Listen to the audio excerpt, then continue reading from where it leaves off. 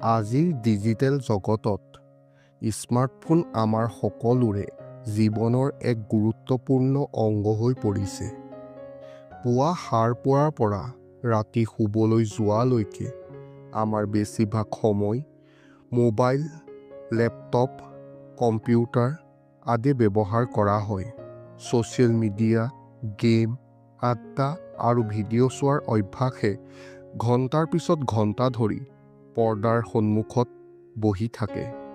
গোটেই দিনটো ফোন ব্যৱহাৰ কৰাৰ পিছত মগজুৱে গধুৰ আৰু ভাগৰুৱা অনুভৱ কৰিবলৈ আৰম্ভ কৰে, যাৰ ফলত মানসিক স্বাস্থ্যৰ ওপৰত নেতিবাচক প্ৰভাৱ পৰে।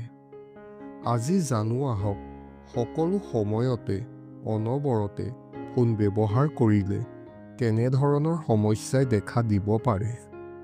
ঘণ্টাৰ পিছত ঘণ্টা ধৰি ফোন ব্যৱহাৰ কৰাৰ পাৰ্শ্বক্ৰিয়া। ফোনটো বেছিকৈ ব্যৱহাৰ কৰিলে আপোনাৰ স্বাস্থ্যৰ ওপৰত বেয়া প্ৰভাৱ পৰিব পাৰে।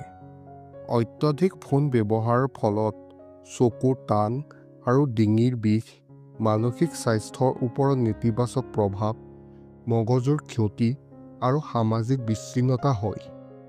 পুৱা বিচনাত এঘণ্টা ধৰি ফোনত স্ক্ৰল কৰিলে আপোনাৰ স্বাস্থ্যৰ ওপৰত বেয়াকৈ প্ৰভাৱ পৰিব পাৰে।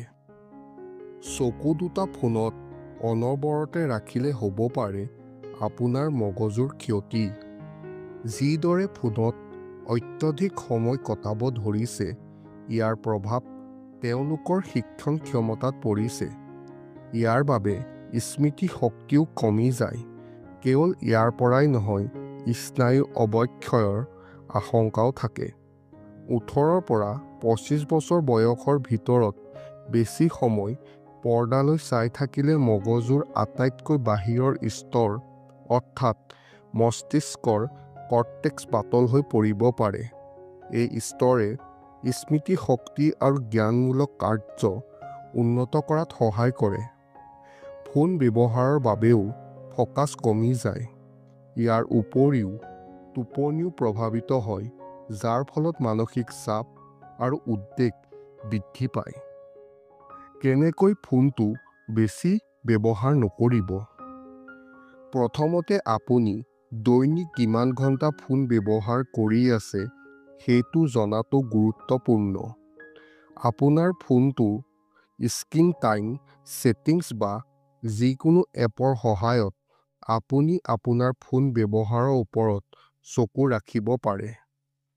বিশেষকৈ পুৱা আৰু ৰাতি ফোন ব্যৱহাৰৰ বাবে এটা নিৰ্দিষ্ট সময় নিৰ্ধাৰণ কৰক।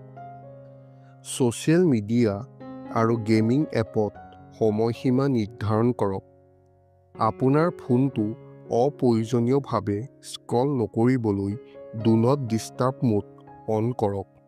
শুবলৈ যোৱাৰ কমেও 1 ঘণ্টাৰ আগতে ফোনটো আঁতৰত ৰাখক। ডাইনিং টেবুলত ফোন ব্যৱহাৰ নকৰিব। কাম বা পঢ়াৰ সময়ত ফোনটো আঁতৰত ৰাখক। আজৰি সময়ত ফুৰিবলৈ যাওক, ব্যায়াম কৰক বা যোগাসন কৰক। নতুন চখ এটা লওক, যেনে কিতাপ পঢ়া, ছবি অঁকা বা সংগীত শুনা। বন্ধু-বান্ধৱ আৰু পৰিয়ালৰ সৈতে অধিক সময় কটাওক, যাতে আপুনি ফোনটোৰ পৰা আঁতৰি থাকিব পাৰে। সপ্তাহত অন্ততঃ এটা দিন ফোন ফ্ৰী দিন হিচাপে ৰাখক।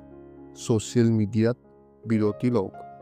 এনেকুৱা ধৰণৰ আৰু ভিডিঅ' আমি আপোনালোকৰ ওচৰলৈ আনি থাকিম। আমাৰ লগত জড়িত হৈ থাকিবলৈ আমাৰ চেনেলটো ছাবস্ক্ৰাইব কৰি লওক।